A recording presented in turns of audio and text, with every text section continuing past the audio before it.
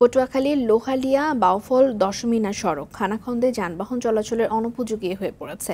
23 কিলোমিটারের এই সড়কটি তৈরির পর থেকে একবারও সংস্কার হয়নি। এতে সড়কের পিচ এবং খোয়া উঠে যানবাহন চলাচল ঝুঁকিপূর্ণ হয়ে পড়েছে। বিভিন্ন স্থানে অন্তত 2 শতাধিক খানাখন্দের সৃষ্টি হয়েছে।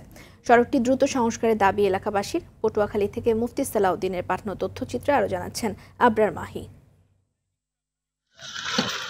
পটুয়াখালী সদরের সঙ্গে 3 উপজেলার সড়ক যোগাযোগ সহজ করার লক্ষ্যে 2005 সালে এ সড়কটি নির্মাণ করে সড়ক ও জনপথ বিভাগ। 23 কিলোমিটারের এ সড়কটি তৈরির পর থেকে একবারও সংস্কার করা হয়নি। জনসাধারণের সুবিধার্থে লোহালিয়া নদীর উপর দৃষ্টিনন্দন ব্রিজ নির্মাণ করা হয়। 2023 সালের জুলাই থেকে এ ব্রিজ দিয়ে যানবাহন চলাচল শুরু করে।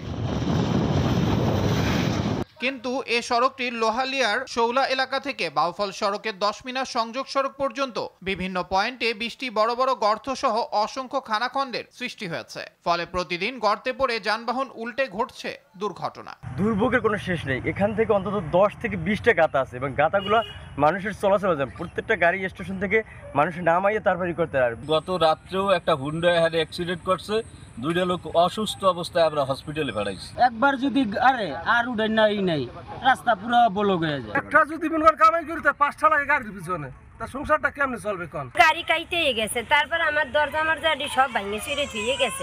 জরুরি ভিত্তিতে সংস্কার কাজ শুরু করা হবে বলে জানান এ কর্মকর্তা। ইমার্জেন্সি এস্টিমেটটা ঢাকাতে প্রেরণ করলে আগামী 10 দিনের মধ্যে এটা টেন্ডারে যাব।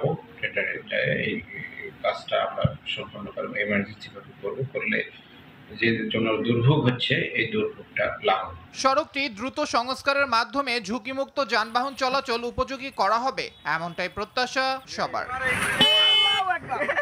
আবরার মাহি, RTV।